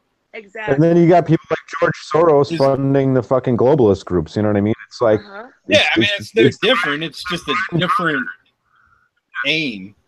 Henry Kissinger and fucking and the Rockefellers and the Rothschilds of the world. No, let me propose These this people question. don't give half a fuck what anybody actually believes. They don't care as long as they have the power and they get to touch every dollar that funnels through all of it. That's all they care about. Yeah. Go ahead, Dan. Well, no, it's not just straight dollars. I mean, it's also the power aspect, aspect of it, right? I mean, all these people, they're authoritarians, right? They're power hungry, right? Yeah. They get off on the manipulation of others. Yeah. So if they can make money off that, then woohoo! You know, that's a bonus for them. Yep. But they got so much fucking money now. It doesn't matter if they make another $100 million.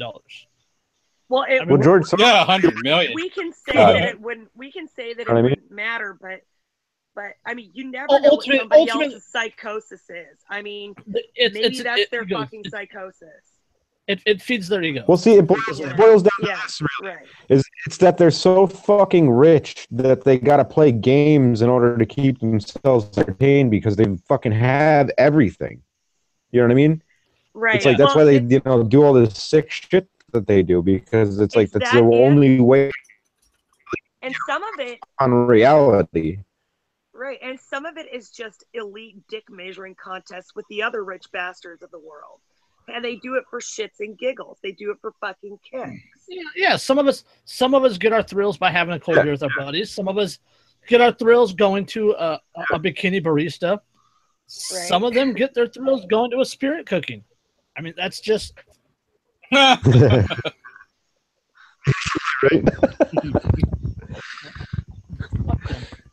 Fucking sick, man.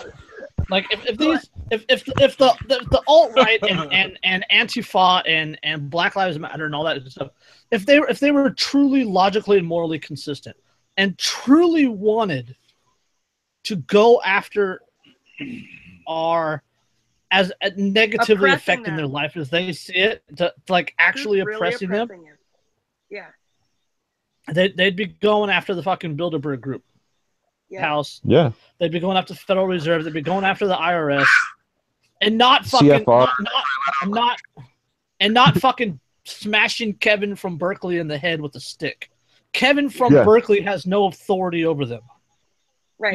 He has no power. Or throw it like in California, Jason, throwing some nobody in prison for a year for using the wrong fucking pronoun. Fuck, that article pissed me off. That person is not oppressing you. Yes. Yeah. Jesus Christ. Oh, wow. There's no right to not be offended. Absolutely not.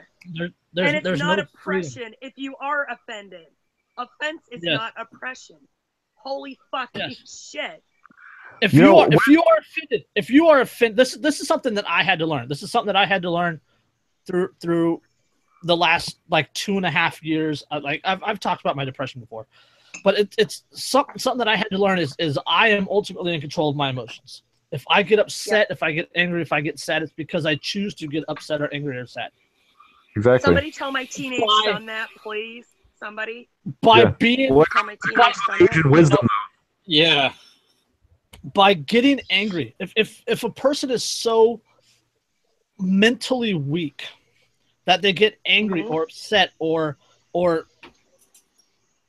become hurt, quote unquote, hurt by someone else's words or opinions.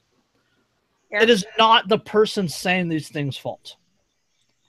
Right? You have absolutely every right to be. You have absolute every right to be an asshole. You have absolute every right to be a bigot. You have absolute every right to be a fucking Nazi. You have absolutely every right to be a fucking communist. You have absolutely every right to scream Black Lives Matter and do the fucking, I'll do all that shit. Yourself in the process, though. But if you get upset, if you get angry, if you react violently to that, that is your fucking fault. It is. And you know, it Yeah. took me a Oh while. yeah. Like my whole adult life, I have said, like, about people who are assholes to me. If they don't like me, that's their problem, and I'm not going to make it Absolutely. my problem too. But it took me a few years to apply that the other way.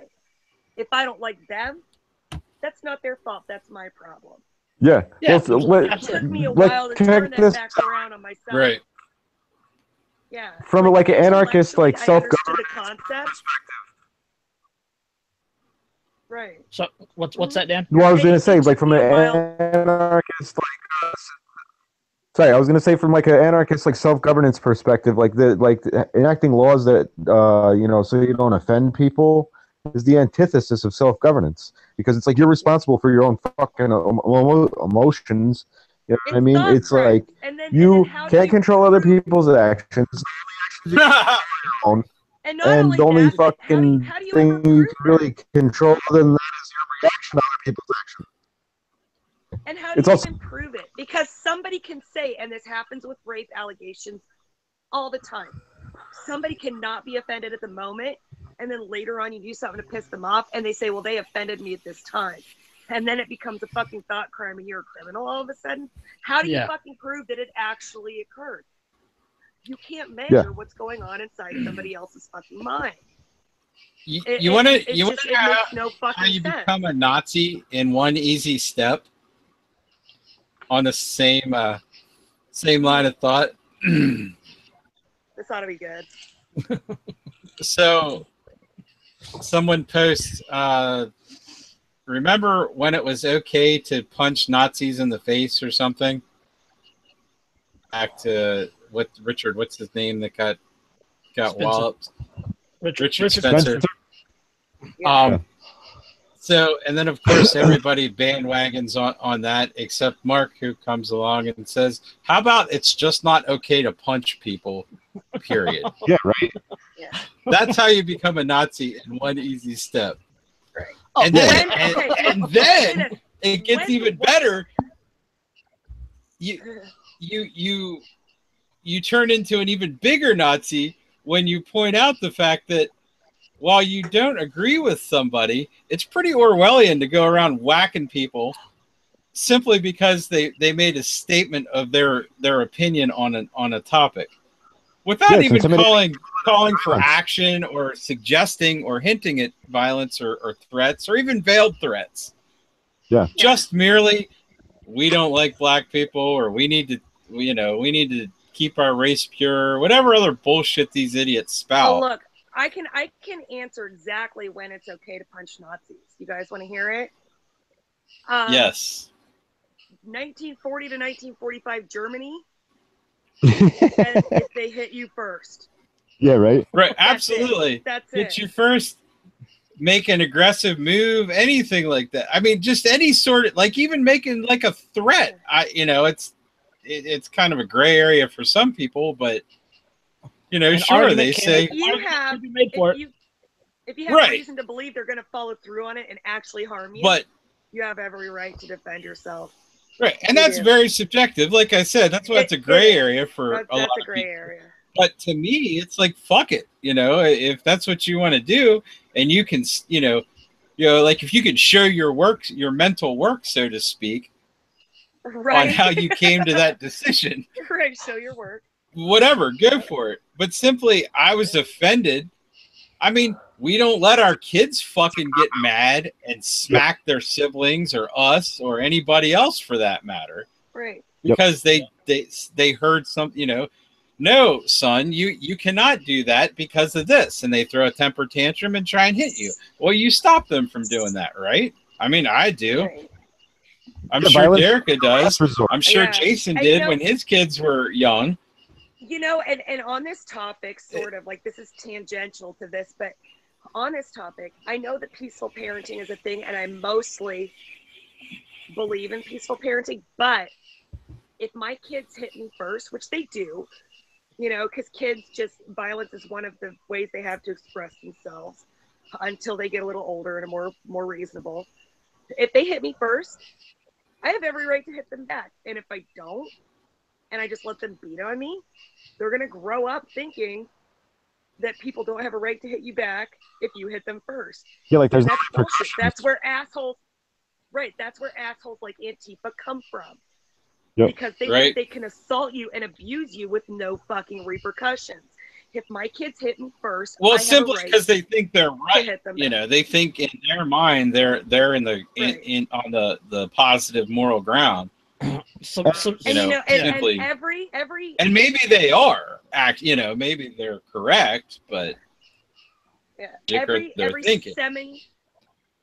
semi-intelligent species on Earth that raises its own young does this. This is natural law at work. Like a nursing colt or filly, you know, a baby horse bites their mother bites them back, and they learn not to bite because the response to Hell being yeah, raise puppies. You know, look at biting. a litter of puppies. You know, Right. The response to biting is being bit back. This is instinctual.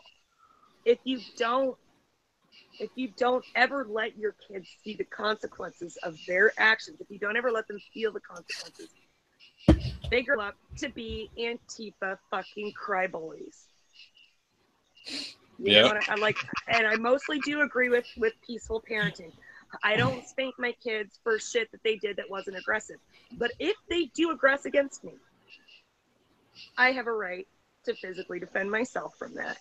Otherwise, they will never learn that that's the appropriate response. That's what you're going to meet with if you treat other people this way.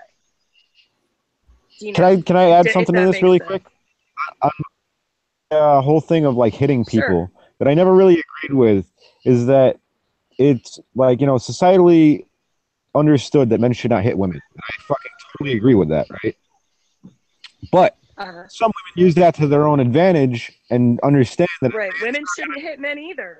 That's what I'm saying. And they use that to their advantage and be like, oh, well, I know you're not going to fucking hit me and I can beat the shit out of you. And then if you call the cops, they're going to fucking laugh at you and call you a pussy. And there's no fucking battered men shelters. You know what I mean? It's like, or if you hit me back, like I can. Oh Jesus, Jason, we've got a fucking meninist here and a fucking kid beater. Oh shit, our ratings are going to shit. Oh dear God. Oh, and a Nazi. People want to. Oh my gosh. This is an example. This is an example of your patriarchy. Your patriarchy at work. Is a woman beating on a man, and the man hitting her back once to stop the beating, and her calling the cops, and the cops hauling him away for domestic violence. And how is that fucking patriarchy? This is the same woman that will stand on the rooftop and yell, you know, equality, equality, equality, equality, equality. Yeah. And wear a pussy and wear a vagina hat. Yeah. Yeah. Right. Hit me and I'll hit you back. That's real equality. Yeah, but I don't even believe in people just hit each other in general. You know what I mean? I'm saying like, right. That's my whole point of like all of this is like, don't hit each other. That's my point. You know what I mean? Like, men shouldn't hit a woman back like if she's beating on them, but at the same time, it's like a woman shouldn't beat on a fucking man either. You know what I mean? Right. So it's like, right. That's why my entire philosophy of life can be boiled down to: don't start no shit, won't be no shit.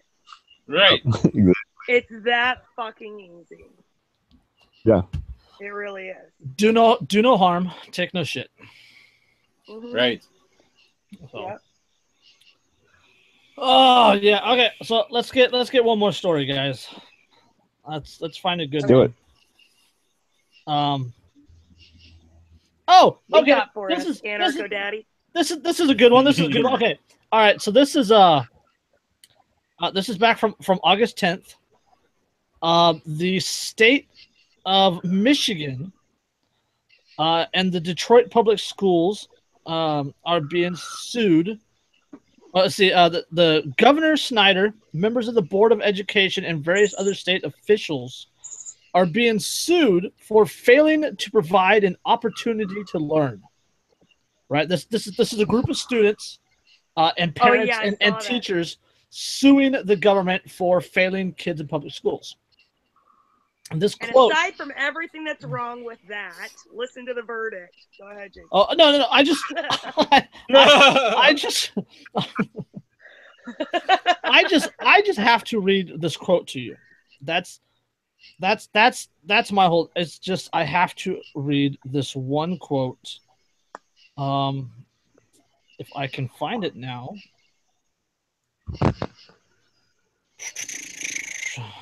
Dead air. Okay, Hate so crime, okay. Jason. In federal court today, attorneys responding to a suit naming Governor Rick Snyder as a defendant argued that here's where the quote starts. Argued that the state of Michigan, which has been intimately involved in Detroit public schools for almost 20 years, has no responsibility to ensure students in the district are able to learn to read. Yep. Think about Yeah. it. This is a public school. This is the same You're right. This is the same public education system that we are told and threatened with laws to send our kids to claiming so they can receive an education. Claiming that the school has no responsibility to ensure students in the district are able to learn to read. Wow. Yeah. Not it's That's not like even that's the same. Go ahead. I was just gonna say it's not even they're not responsible to ensure that children can read. They're not responsible to ensure that children are able to learn to read. There's a distinction there. Like Yes. that takes out any responsibility on the part of the student for applying themselves to their studies. None of that, you don't have the control for that. The verdict is they're not responsible for providing the opportunity to learn to read. What do you think When their about that? entire That's bullshit, reason isn't for it? existing, their entire reason for Schools aren't existing cool, are they? to No. create children. That's right. Yeah. Right? Yeah, that's the whole premise of the public education system is to That's their whole educate reason for existing. educate the children, right? I mean that's what we're told is to educate the children. And this guy says that public schools are not responsible for providing the opportunity for them to learn to be able to read. Now, Well, let's that's put like this that's together that's like with the, the thing about the cops having no Constitutional duty to protect obligation. you. No Yep. obligation. I was just going to say protect that. the public. Supreme Court ruling. Yeah. Right. It brings So it to mind because it's the same rationale. It is exactly. Then I was going to say that too.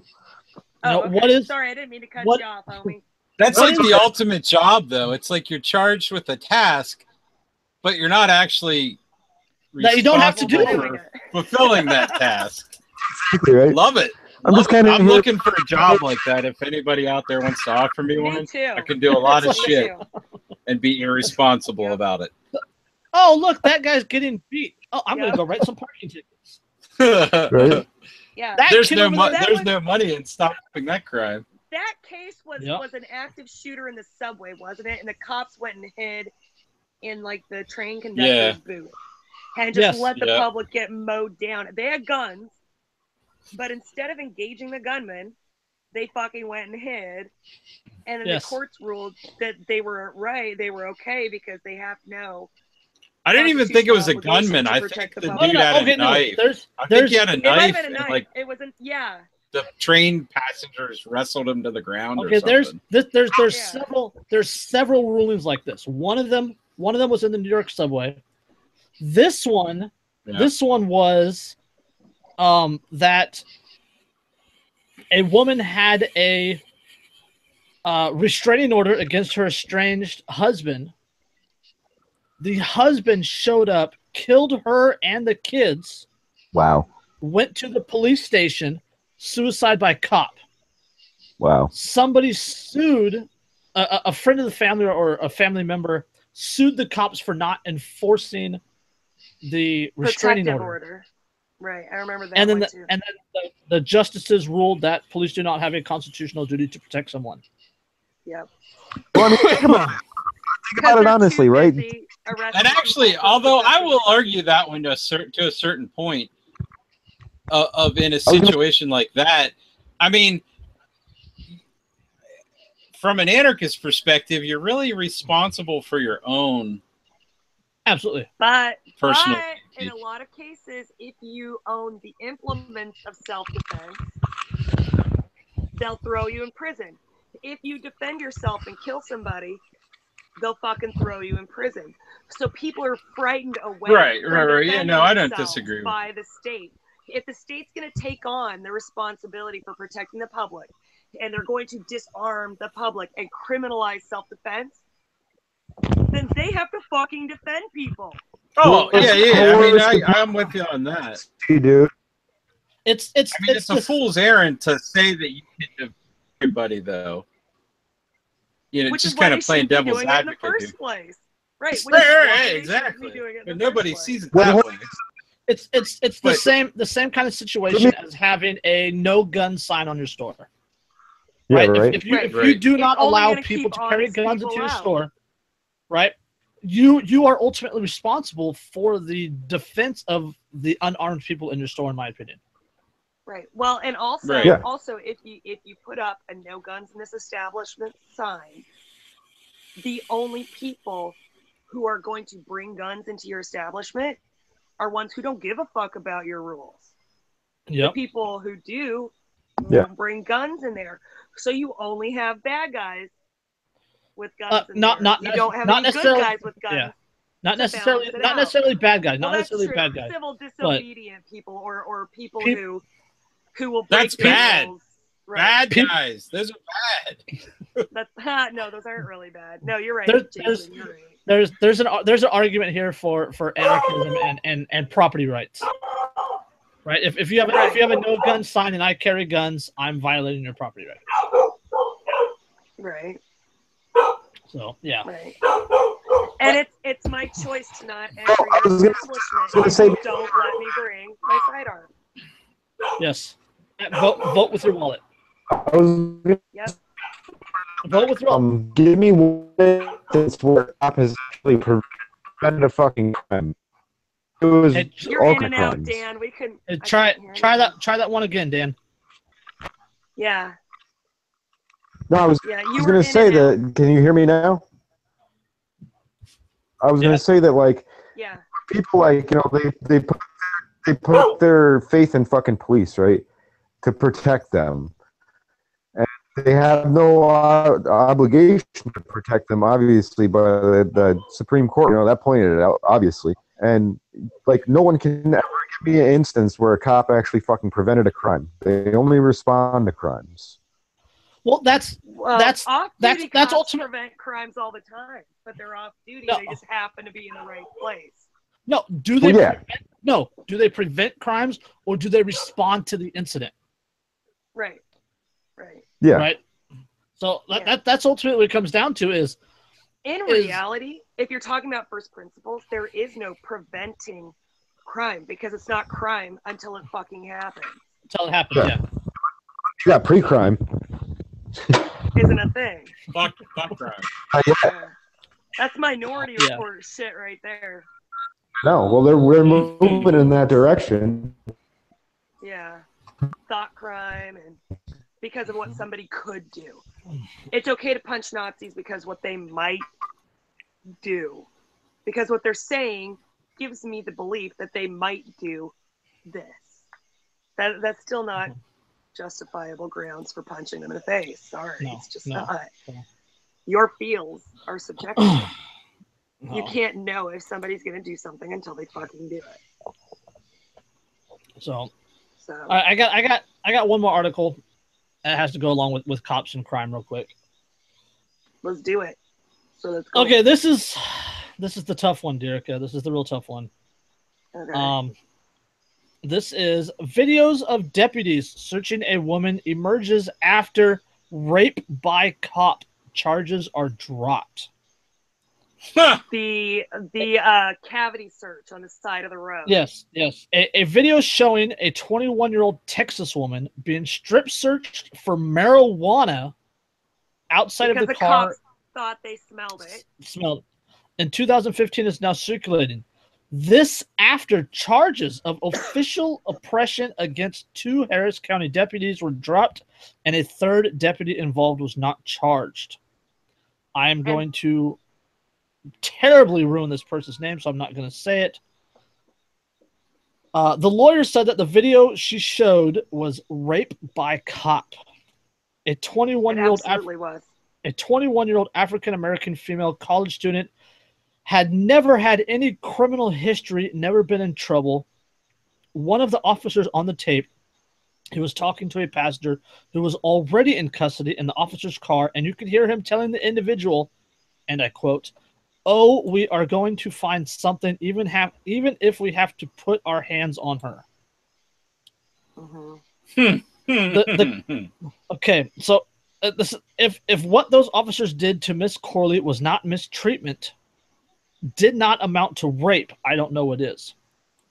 Seriously. Kamak, this is the lawyer again, said that his client had her pants pulled off underneath a vehicle, was, quote, naked and exposed in a Texaco parking lot, and had her vagina area probed for 11 minutes.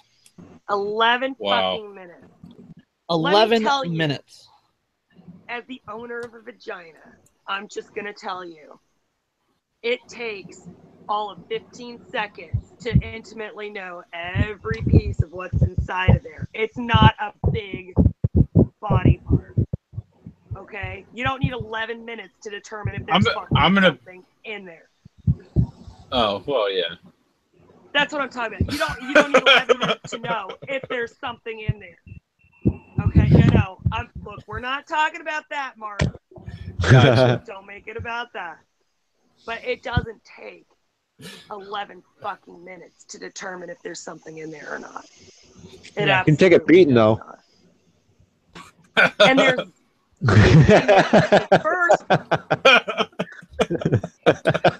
first of all, there's no justification for doing this to begin with. They're violating somebody's body over a fucking plan. Yeah. She didn't hurt anybody. It doesn't matter what she wants to put in her own fucking body. Not even over the suspicion of a plant. Over the assumed smell of said plant. No. Yeah. Right. So first of all, it's not justified to begin with.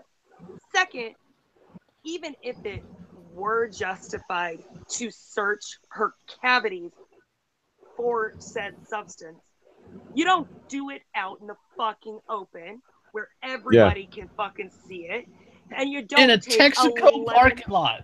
Yeah.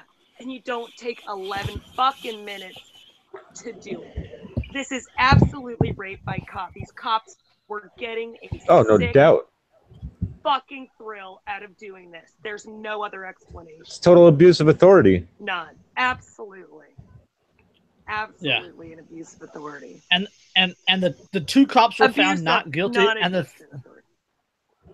two cops were found not guilty, and the third cop was never even brought up on charges. Wow. Bad apples, like we said, they spoil the entire fucking bunch. The people who refused to prosecute these cops, they got spoiled by these bad apples. Yeah, the apples. Everybody in the department who didn't stand up and say, "This is fucking wrong. These guys belong behind." Oh, absolutely. Bars. I'm not gonna let it go. They got spoiled by bad apples. The freaking chief said it was wrong. Like he said it was against procedure. Hold on, let me find the quote again. He said it was against procedure or something. Duh. Let's see. Oh shit, Sherlock. We know it's against procedure, but that doesn't stop you doesn't stop your cops from doing it, and it doesn't stop your department from fucking getting them off the hook for doing it. It doesn't change anything about this. I don't give a fuck what your procedures are. It was wrong from beginning to end. And these guys are still walking free and told they were justified. Hey, the cops got off on the Kelly Thomas beating too. So yeah. That fucking sickens me, dude. Every fucked up procedure thing they do. That was the Kelly Thomas. I can't even think about that. So this shit like that made me sick to my the core of my being. Yeah, the Kelly Thomas makes you feel poison. Yeah, dude. Yeah. To the center of your very fucking soul. Like it So- makes me think like That does. there's some evil motherfuckers on this planet if you're gonna like take Hell that, yeah. that kind of time to beat somebody to death. Like, you know what I mean? It's crazy. All right. Yeah. So I hate to jump the shark and change the subject on that one, but to kind of piggyback on it, tomorrow, the 21st, is the 25th anniversary of the start of Ruby Ridge. 25 years ago tomorrow, Samuel Weaver was shot in the back by an automatic weapon fired by U.S. Marshals.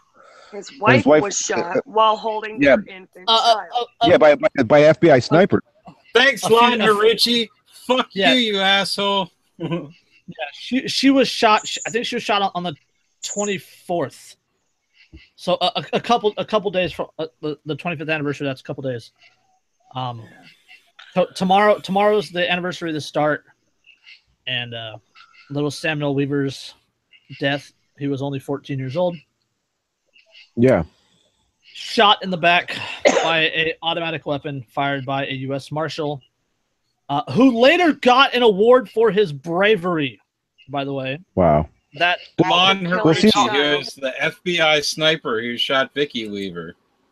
yes, he was. Yep. Lon was also at Waco. Yeah. Wow.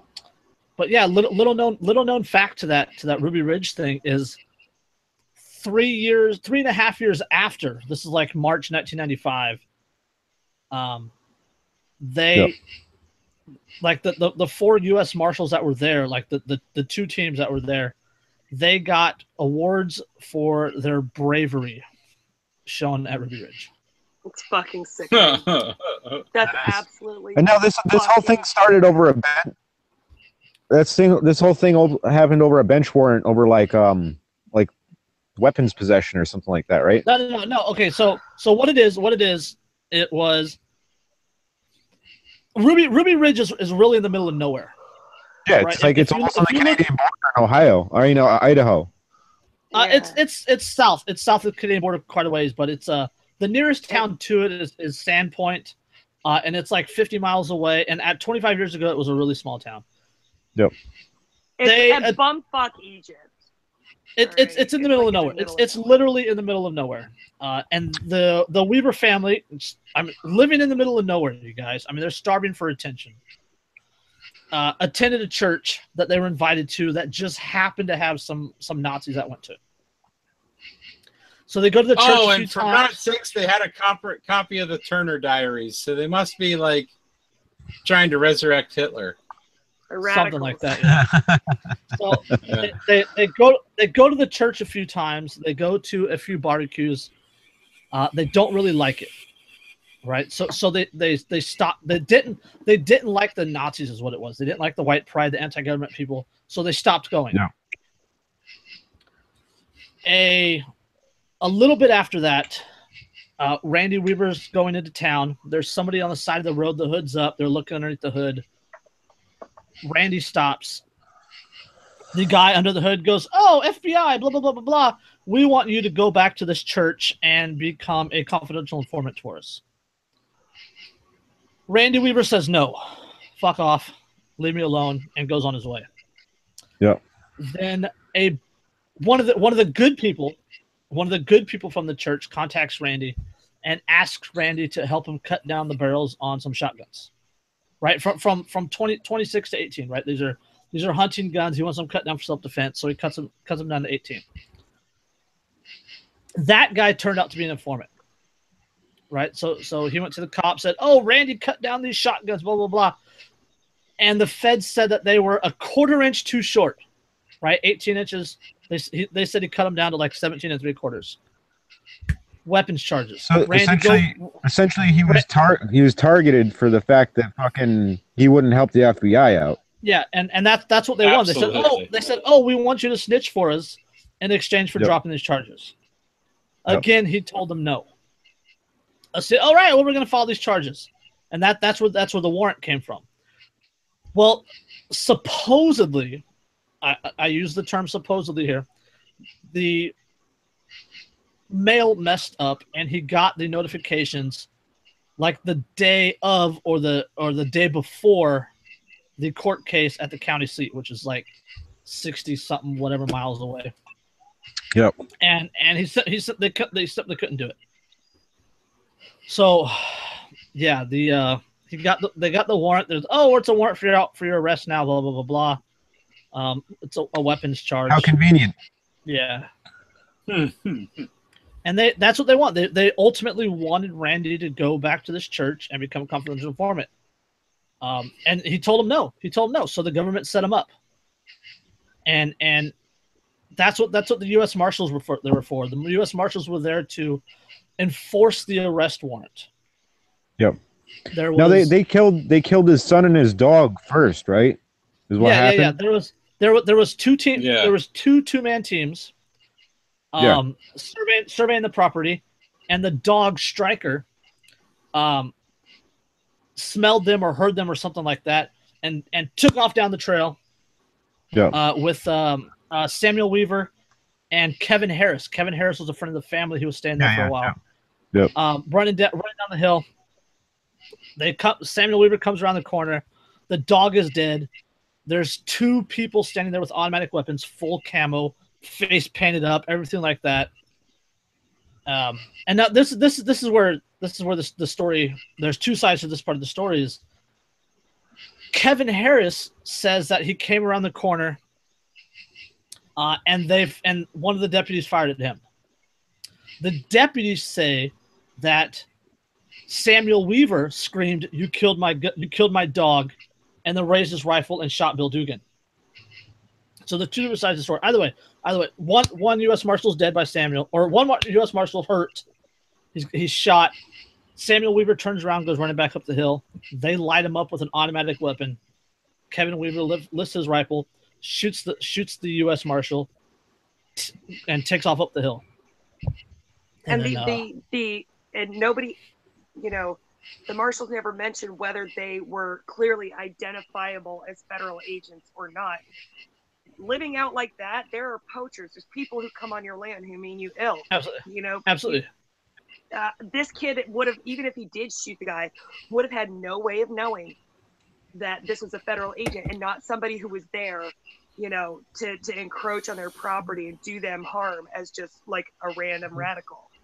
And I like my question comes right here is how could they identify themselves? Like, how could they be clearly identified as U.S. Marshals if they are full camo with painted faces and automatic weapons? Like, what about that says I'm a cop to me? None of it says I'm a cop to me. Yep. No. Yeah, that 25th anniversary, that's tomorrow. Yeah, it's fucking crazy, dude. And like the whole Waco thing is fucking crazy too. I mean, like they instigated that whole shit as well, and then burn those people fucking alive inside that building. It's fucking nuts, dude. It's Janet Reno, right? Giving the orders on that shit. Yep. Yeah. Yeah. Well, all that shit happened in the Clinton administration. No. Ruby Ridge was under Bush. Ruby Ridge. Was it? It was the end of it. Ruby Ridge happened in 1992, which was the election year. Bill Clinton came into office in January '93. Okay. So, yeah, I was like 10 then. Jesus. Yeah, I was 12. I remember watching it on the news. Yeah, I was 12. Yeah. But Waco, that's another one. That was over weapons also, supposedly. Like, he was accused of having automatic weapons. Yeah. Or a failed tax stamp or something like that. But I remember on the news they weren't necessarily highlighting that. So much no, they not were at all. highlighting.